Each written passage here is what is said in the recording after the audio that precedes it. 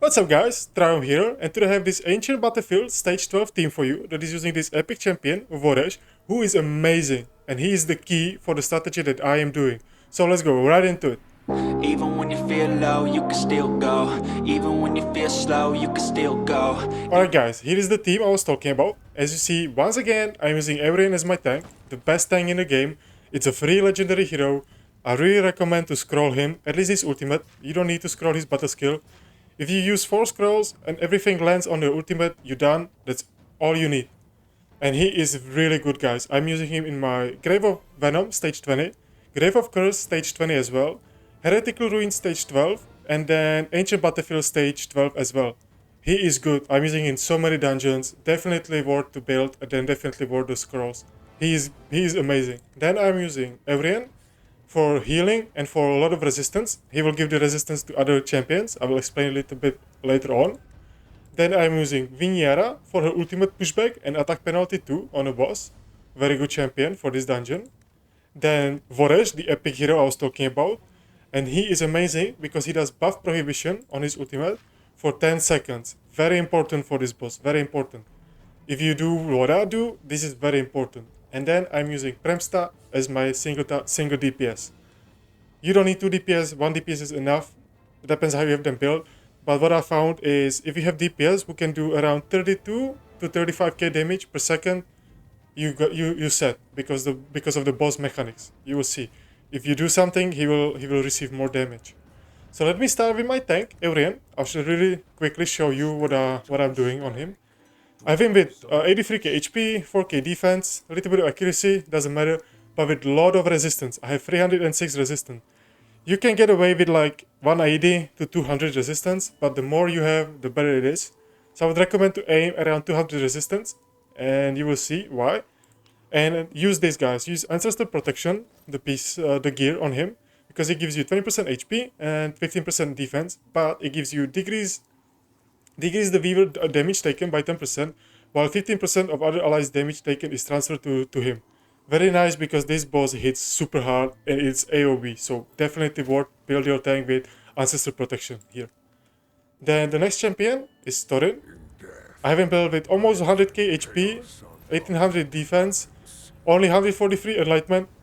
If you can, guys, aim for like 200 enlightenment. It will improve your run, make it more success rate, because this is not 100% success rate. It's auto run, but it's not 100% success rate. It's around like, from what I did like 10 runs. I would say 60-70%. I can't remember if it was 6 or 7 runs that I did that were successful, but around 60-70%. I know that 10 runs is not enough, but that's where I am right now. Then build him with a lot of resistance, 431 resistance, and it's because of his talent. I will show you. Use this lower path of talent tree, because as a 4th tier talent, there is a Stand United. Agents allies gain 20% of the hero resistance at the start of the battle. So he has 431 resistance, which means 20%, that's 86 resistance that he is going to give to agents allies. Plus his aura, his battle aura is 40 resistance, he gives another 40. So he gives my heroes 126 resistance. Aim for like 400 resistance on your Torrin and you're good, because he gives 120 plus resistance to everybody around him.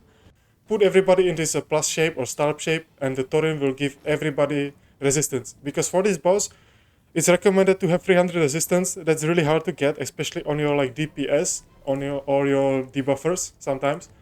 So if you have Torrin like this with 400 resistance and everybody in this star shape or this plus sign shape, you only need 180 resistance on your heroes, because he will give everybody 120 plus. So that's how you get to 300 resistance. The next champion that's very important is Viniera. Let me show how I have a build. I have a build with 71k HP, 700 defense, 2.1k attack, a lot of accuracy. You need at least 300 accuracy, so if you have 316, even better. As you see, I'm using her not with the Witch Remains, I'm using the Crown of the Unclean. So another legendary artifact. It does similar to Witch Remains, but it only puts defense penalty 1. But it gives you a lot of accuracy and some defense. I'm using my Witch Remains on Voresh actually, because it's better, because Voresh has 3 hits on his ultimate, while Viniera only has 1. So that's why I'm using this artifact on her. But what's important is build her with the power of Tidus, because if you have 3 pieces, when the Weaver successfully resists an enemy inflicted effect, heals all allies for 5% max HP, and this effect can trigger once every 10 seconds. Very nice build. She will help you heal your team. And we want to build her with decent resistance, as I said earlier, around 200. If you can get more, it's even better, but 200 is like, that's like the bare minimum. If you have your Torrin with 400 plus resistance. Then my Voresh, I have him built with almost 50k HP, 2.5k defense, almost 3k attack, or 2.7k attack, almost 300 accuracy. If you can, give him more, give him like 300, 312 accuracy to be 100% sure, but even with 296, it's pretty good. Then almost 200 resistance. Everybody needs to be around 180 to 200 resistance, very important. And then I'm using the Witch Remains on him for the accuracy, right? For the defense penalty too, and the accuracy on it. Because on his ultimate, he does 3 hits AoE everywhere, and he puts buff prohibition for 10 seconds. And when you scroll him, it's 100%. This guy is amazing in arena. I will show you some other time my arena team, and I'm using him everywhere in arena. What I do is I put a lot of skill haste on him, and he is busted in arena. Really good hero. The next one is my Premsta. She's my DPS, the single DPS for this dungeon.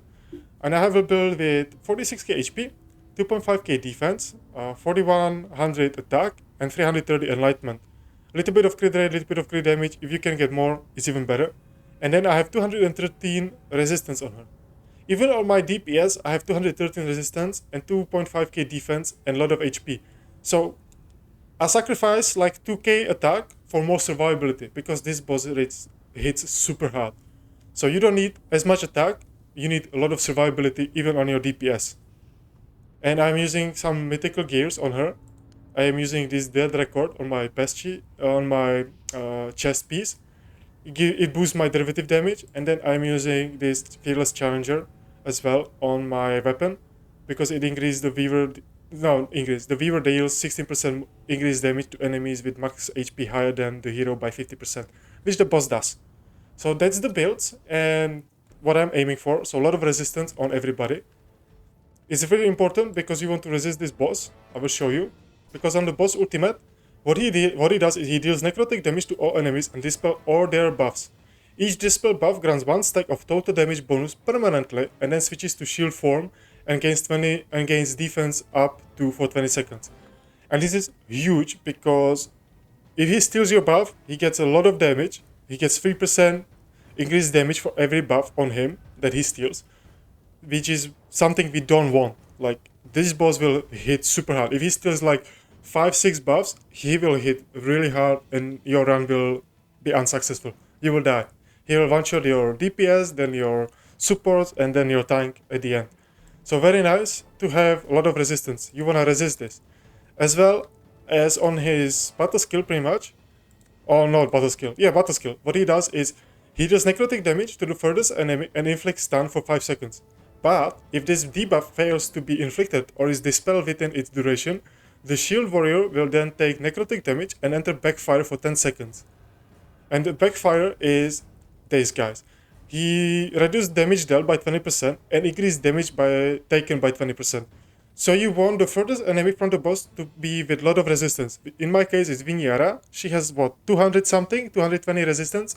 Plus she gains another 120, 126 from Torrin. So she has more than 330 resistance. So she will resist this and she will inflict this backfire on the boss. Very important.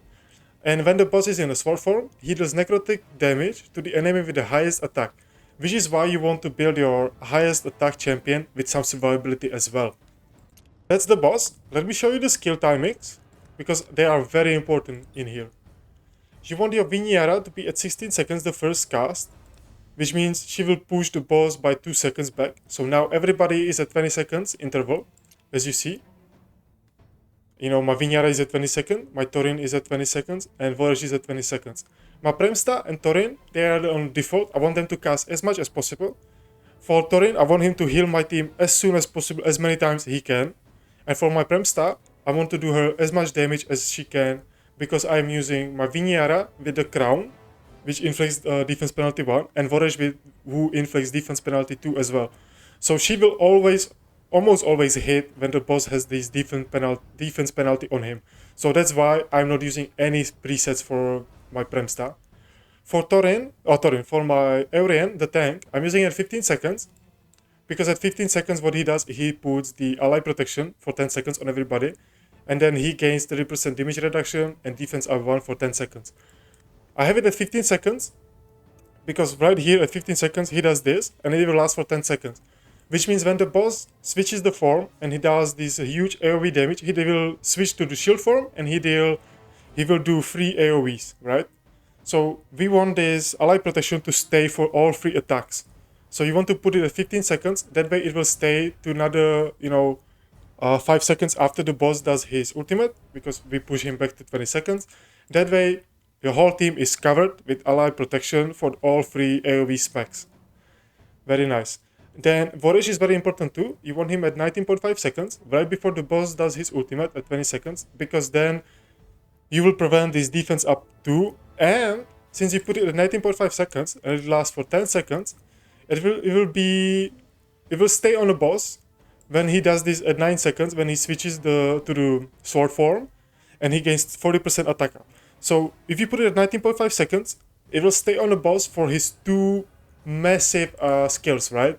For these switching forms. So you will prevent him to gain these buffs, this attack buff and defense up 2 buff. So that's why Voresh is amazing, especially if you put him at 19.5 seconds. If you have your Vinyara at 16 seconds, because then the boss is at 20 seconds, as I explained earlier.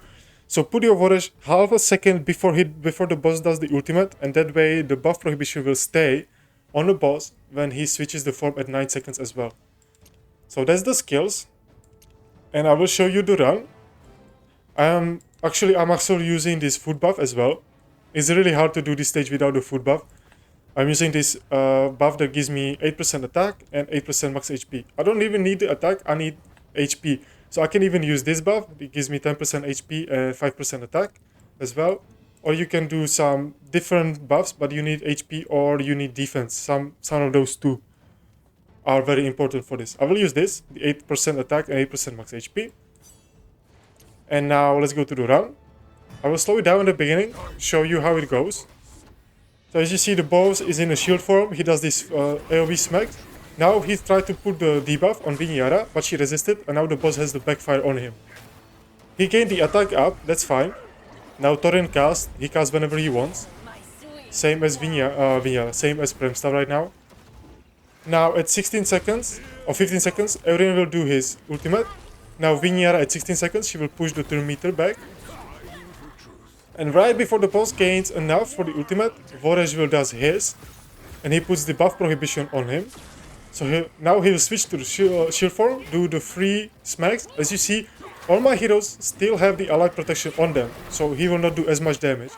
And now at 9 seconds, oh, this time it didn't stay on, but sometimes it stays. It's really hard. But it doesn't matter too much, because if the boss at 9.5 seconds gains the attack up, he's in a sword form, so he only deals damage to your tank.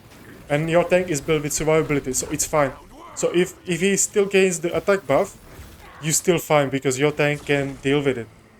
It's very important to have the buff prohibition on the boss ultimate on the 18 seconds or 20 seconds. That's when it's really mattering. I don't know why, sometimes it was staying, the buff prohibition, now it doesn't, at the 9 seconds. Maybe you can push it to right when the boss does his ultimate. That's something I will do testing after this run. I will show you one more run after. But this is pretty much it. Now it will go like this, in 20 seconds interval. I will speed it up, and I will bring it back once the boss is closer to be dead.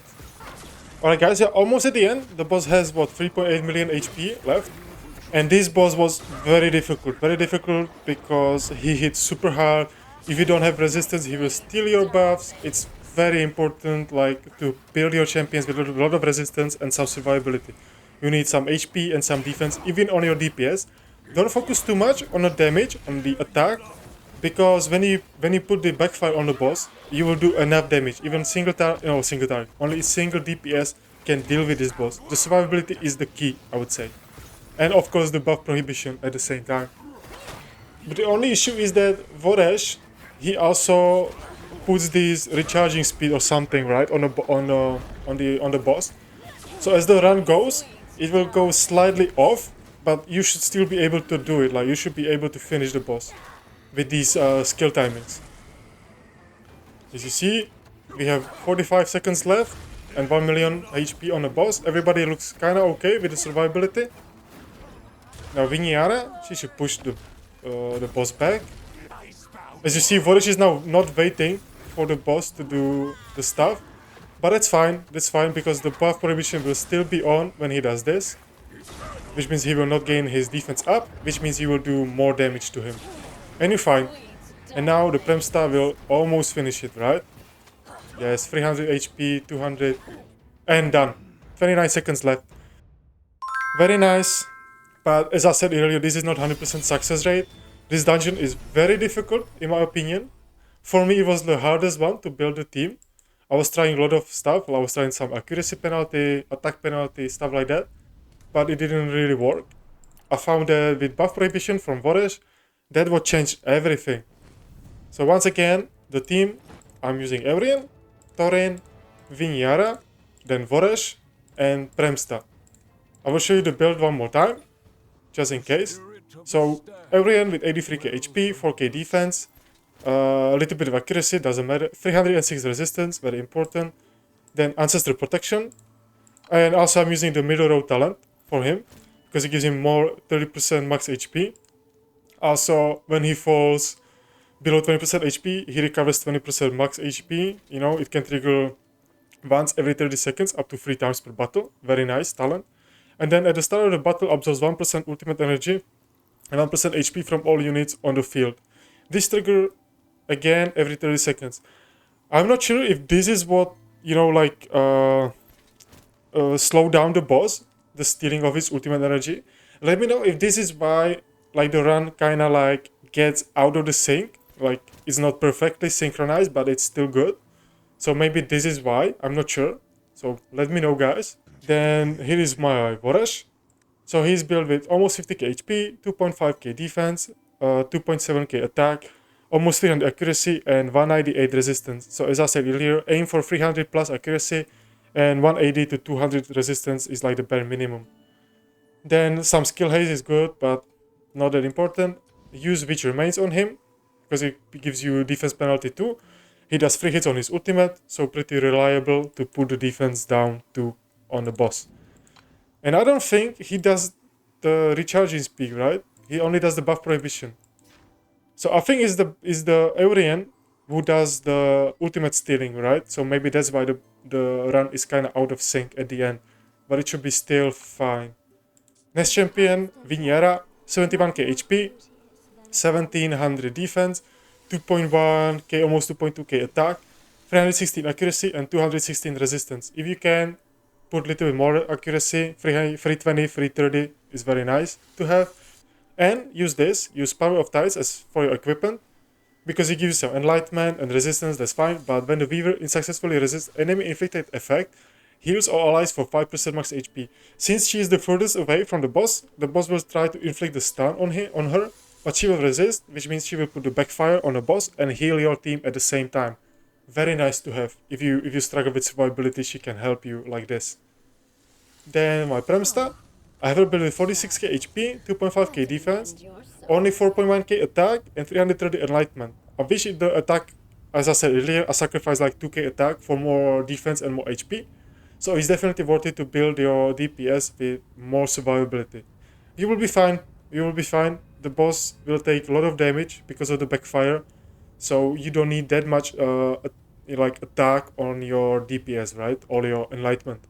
So don't worry about the damage, it will be there. You just need the survivability. And yeah, that's pretty much the team. I think I showed all the talents, everything. The skill timing, once again. 16 for Vinyara, 20 at recast. Torrin and Premsta on default, let them cast as much as they can. Then Eurion at 15 seconds and 20 seconds recast. Voresh is at 19.5 and 20 seconds. So yeah, it was very difficult, but we managed it. Hopefully you will find this useful. Hopefully it will help you to beat Ancient Battlefield Stage 12. But that's it guys, that's the video. Thank you for the watching and I'll see you next time. Bye!